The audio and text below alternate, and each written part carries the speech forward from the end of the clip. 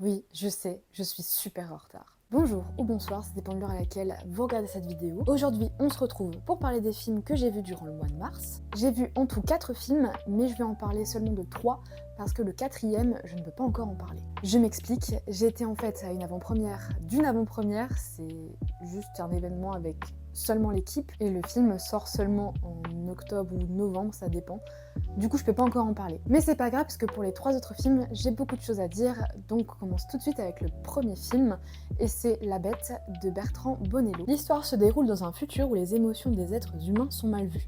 Pour se purifier, Gabriel va devoir voyager dans ses vies antérieures. Un film troublant, pour ne pas dire perturbant. Au cinéma, il y a quelques trucs qui me font un peu flipper, ce sont tout ce qui est bug, le jeu avec les sons et le silence.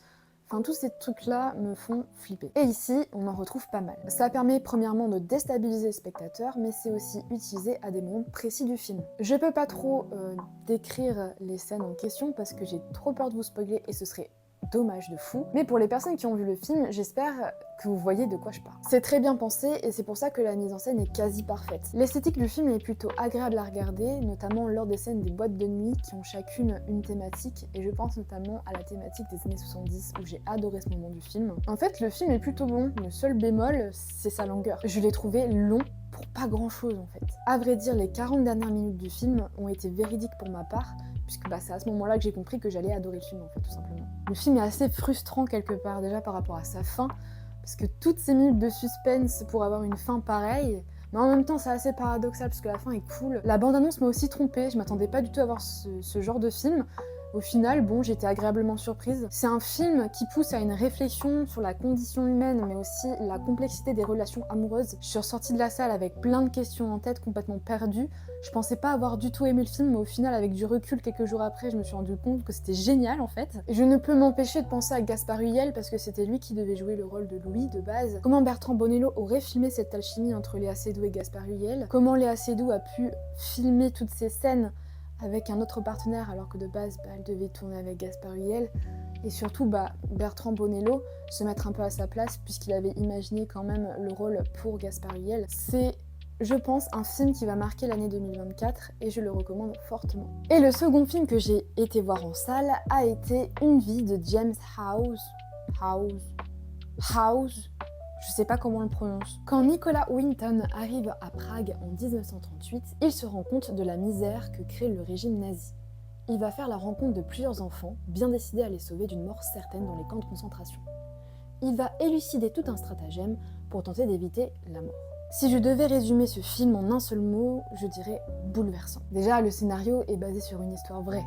Donc forcément, ça va toucher énormément les gens. Mais aussi, l'interprétation de chaque acteur dans ce film est spectaculaire. Aucun personnage n'est inutile ou laissé de côté, à part peut-être un seul, mais je reviendrai dessus tout à l'heure. C'est le genre de film qu'on ne peut pas détester, j'ai l'impression, parce que l'histoire est tellement touchante que tu peux pas ne pas l'aimer en fait. Il faut dire que voir Anthony Hopkins fondre en larmes, c'est hyper attendrissant en fait. J'avais déjà aimé sa performance dans le film The Father de Florian Zeller, d'ailleurs film excellent, je vous le recommande. Un vrai acteur, vraiment, enfin je ne peux qu'admirer son travail. Il arrive à creuser vraiment le personnage, à chercher au plus profond de lui. Vraiment, on a un homme qui a une carapace, mais qui aussi a tout ce chagrin, tous ces regrets de ces derniers trains qui n'a pas pu partir malheureusement. Pour ce qui est de mon avis global sur le film, j'ai adoré, mais je reste quand même sur ma faim, et là je vais revenir sur le personnage dont on n'a pas assez prêté attention, je trouve. Dans le film, il y a une petite fille qui tient un bébé dans les bras constamment en fait. C'est un personnage assez récurrent dans le film d'ailleurs, en tout cas au début, et du coup tu t'y attaches et tu te dis on va forcément la revoir. Non, je comprends pas du coup, mais je m'attendais tellement à ce qu'on la revoie parce que la mise en scène fait que tu penses qu'elle va revenir plus tard dans le film, mais non. Donc ça c'est un peu dommage. Et après aussi niveau esthétique, le film est pas ouf esthétiquement parlant en fait, mais c'est l'histoire qui prime comme je l'ai dit, donc forcément le film va rester dans les mémoires, c'est obligé. Et d'ailleurs c'est pour ça que c'est un film qui m'a beaucoup marqué. Le troisième film que j'ai été voir au cinéma, pareil, je pense que je vais écorcher le nom de famille et j'en suis sincèrement désolée, ça a été Immaculée de Michael Mohan. Quand Cecilia arrive dans un couvent en Italie, c'est l'accomplissement d'une vie pour elle. L'accueil est très sympathique et elle commence à s'intégrer. Mais Cecilia va faire une terrible découverte. Elle est enceinte. Et contrairement à ce qu'elle aurait pu penser, personne dans le couvent ne la rejette. Bien au contraire.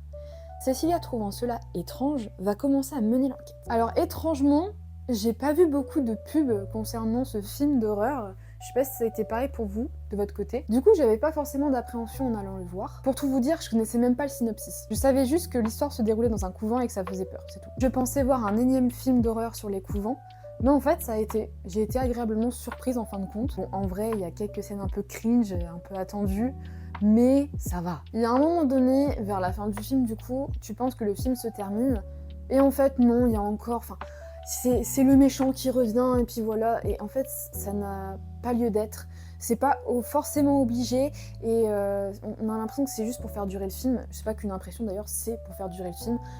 C'est pas nécessaire, je l'ai senti passer. Donc oui, histoire un peu trop longue à mon goût, on aurait pu gagner facilement 15 minutes de film. Au niveau de la colorimétrie, franchement, ça marche. C'était très sombre, au bon moment, et du coup, bah forcément, j'étais dedans. Le jeu d'acteur est plutôt convaincant, j'avoue m'être attachée au personnage principal, Cecilia jouée par Sydney Sweeney. La construction de son personnage est plutôt bonne. Le côté malsain du personnage joué par Alvaro Morte est plutôt pas mal aussi. La scène de fin m'a littéralement glacé le sang. Et en fait, je me suis dit, putain, on est sur une bonne séquence d'ouverture et une bonne scène de fin. Et en fait, c'est plus important. Ces deux scènes permettent d'englober un tout qui est un peu moyen, on va pas se mytho. Du coup, j'en garde un très bon souvenir. Après, c'est vrai que le milieu du film, bon, voilà. J'ai vu mieux, mais ça va, ça passe. En fait, le truc, c'est qu'on aurait pu garder cette ambiance macabre qu'on retrouve dans la séquence d'ouverture et la scène de fin. Tout le long du film, ça aurait été génial. Mais là... ouais, non. Du coup, c'est un peu dommage. Parce que ce qui fait qu'on le gardera pas en mémoire, ce film, c'est tout simplement parce qu'il n'y a aucune nouveauté du genre de film d'horreur, en fait. Je veux dire, l'arrivée mystérieuse d'une bonne sœur dans un couvent d'un autre pays, qui est super bien accueillie, et puis après, c'est le déclin, bah, c'est la même rengaine. C'est toujours la même chose. Et je ressens de plus en plus une certaine lassitude quand je vais voir des films d'horreur sur cette thématique-là. Parce que c'est toujours la même chose. Et c'est bien dommage parce que je suis certaine qu'on n'a pas encore tout exploré au niveau de la réalisation mais aussi du scénario concernant ce type de film. Comme je l'ai dit en intro de cette vidéo, j'ai été voir un 4e film au cinéma.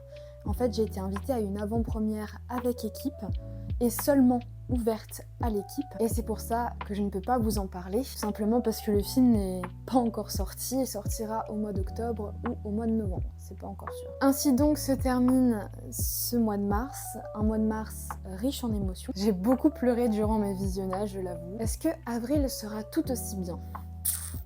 Quelque chose me dit qu'on aura bientôt la réponse. Enfin, faut pas que je sois trop en retard non plus. Sur ce, cette vidéo touche à sa fin, j'espère qu'elle vous aura plu. N'hésitez pas à me dire en commentaire ce que vous en avez pensé pour que je puisse m'améliorer. Quant à moi, je vous dis à très vite pour une prochaine vidéo. Bisous, à plus dans le bus.